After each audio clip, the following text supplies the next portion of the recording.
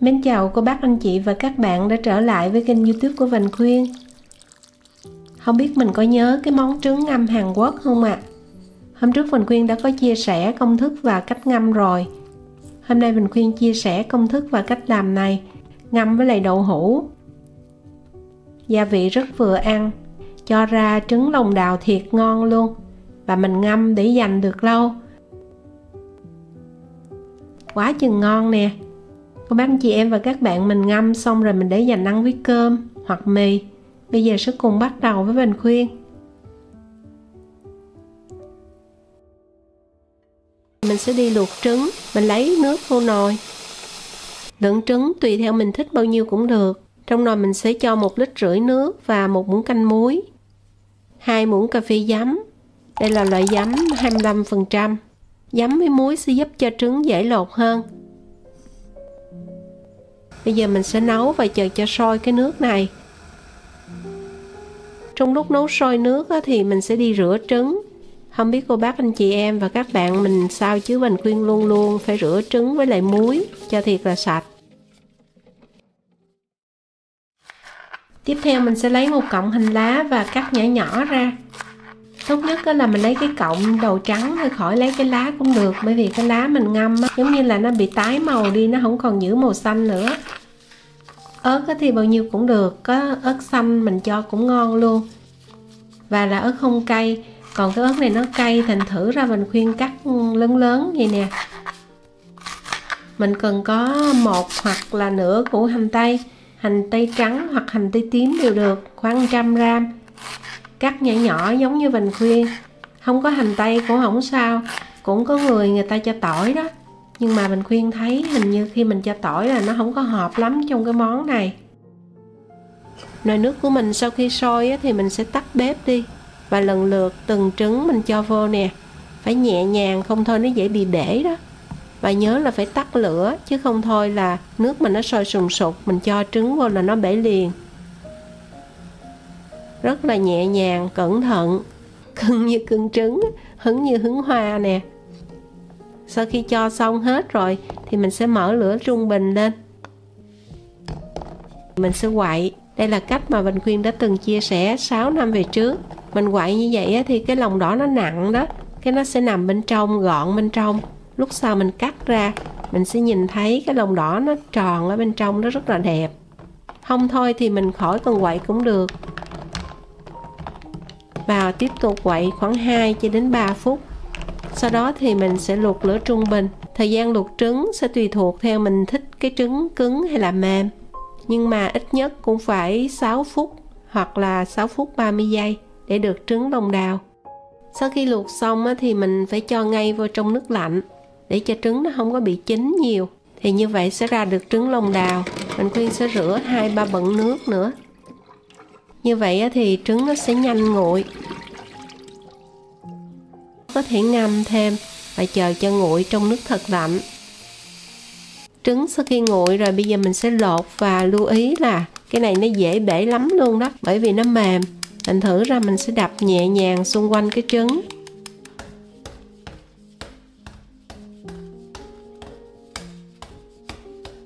Và lột ở trong nước thì nó mới không có bị bể.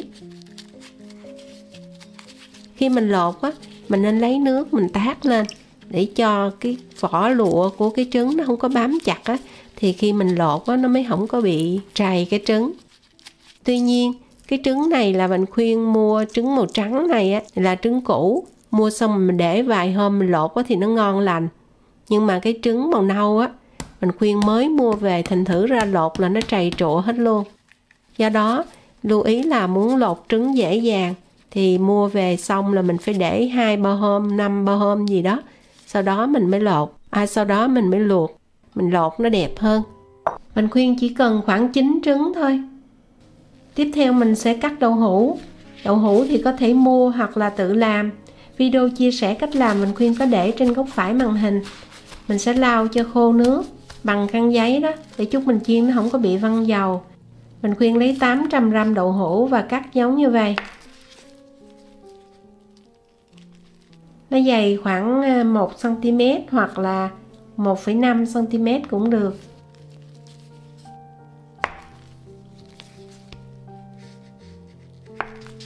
Sau đó thì mình lại lấy khăn giấy, mình chậm nó thấm cho nó khô. Bây giờ mình lấy một cái chảo và cho hơi nhiều dầu một chút xíu để mình chiên. Để không văng dầu thì mình khuyên cho 1/3 muỗng cà phê muối, cũng giúp cho đậu hũ nó có vị. Chờ cho dầu nóng và sôi lên đó thì lúc này mình lần lượt cho đậu hũ vô. Khi mình cho muối là đậu hũ nó không có văng dầu nữa. Thường chiên đậu hũ mình sẽ để bếp 9 số thì mình để số 7, tức là trung bình lớn.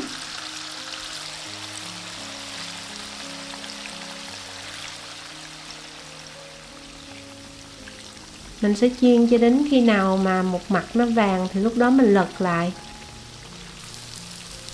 Như vậy rồi thì mình sẽ vớt ra rây và để cho ráo dầu.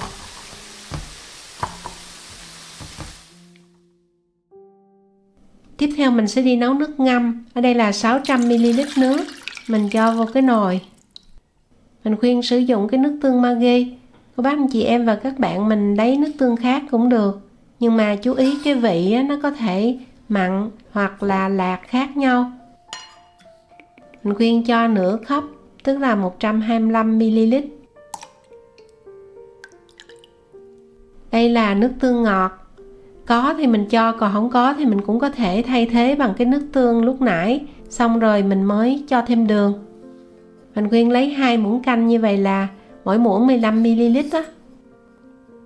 Cái nước tương này nó ngọt ngọt. Và đây là đường cát vàng hay là đường cát nâu.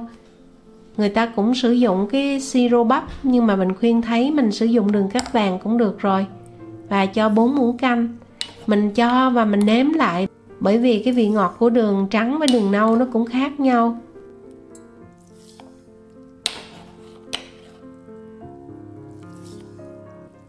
Ở đây mình khuyên có nước mắm 35 độ đạm, nước mắm Phú Quốc. Nước mắm ngon, mình lấy 2 muỗng canh luôn, tức là 30ml. Nếu mà có nước mắm khác thì mình cũng phải nếm lại, bởi vì độ mặn của nước mắm nó cũng khác nhau. Trong đây mình cho muỗng cà phê rưỡi tiêu rang, tiêu hột rang. Sau đó mình nấu chờ cho sôi. 6 lát gừng. Nếu mình thích cũng có thể cho thêm 4 tép tỏi mình cắt lát. Mình khuyên thấy không cho tỏi nó sẽ ngon hơn đó. Sau khi sôi, mình sẽ lần lượt cho trứng để mình trụng qua, tức là mình cho vô xong là mình vớt ra liền. Bước này là mình làm cho trứng bên ngoài nó được tiệt trùng á, thì mình để lâu hư. Đừng trụng lâu quá, bởi vì mình trụng lâu quá thì cái lòng đỏ nó lại chín, không còn lòng đào nữa. Sau đó mình cho ra một cái tô lớn lớn và sạch, hay là cái thau cũng được. Lần lượt mình khuyên trụng và cho hết ra đây. Tiếp theo thì củ hành cũng vậy luôn, với lại gừng mình cũng trụng nhanh qua. Nhúng lên nhúng xuống rồi vớt ra liền, mình đừng để chín. Chín nó cũng làm cho hư. Rồi tiếp theo đậu hũ cũng trụng luôn. Và lần lượt mình vớt ra hết ở đây.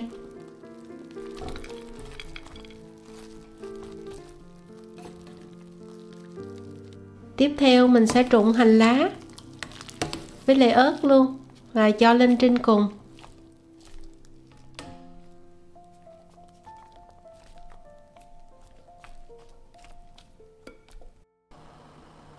Sau đó mình chờ cho nồi nước tương thiệt nguội thì mình mới chế vô trong trứng với lại đậu hũ. Nếu mà nó nóng mình chế vô là trứng chín, nó không còn lòng đào, hành cũng bị chín và hư. Cuối cùng thì mình khuyên rắc thêm mè rang lên, tùy thích 1 hoặc là 2 muỗng canh. Mình đã có một món ngon, tuy nhiên mình chưa ăn được đâu. Cái này có thể nó sẽ nổi nổi một chút, mình kiếm cái gì đó mình đè xuống cho nó chìm ngập cũng được. Hoặc là mình cho vô vài tiếng cái mình lật xuống cái bên dưới đưa lên trên. Bây giờ mình khuyên sẽ lấy nắp đậy kín lại và cho tủ lạnh. Đây là trứng sau khi mình ngâm được 4 tiếng. Mình khuyên đã trở một lần rồi đó. Cô bác anh chị em và các bạn mình cũng có thể để lâu, mình cho nhiều nước tương hơn một chút nữa. Càng ngâm lâu thì nó càng thấm, nhưng mà Cái vị này nó không mặn, rất vừa ăn luôn.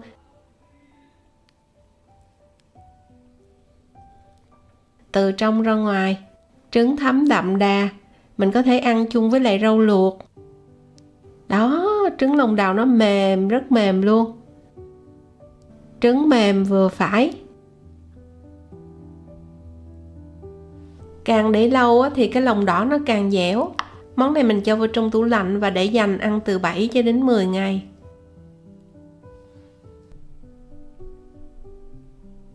Và mến chúc cô bác anh chị và các bạn cùng gia đình có thêm món ngon. Bây giờ xin chào tạm biệt và hẹn gặp lại ở video kỳ tới.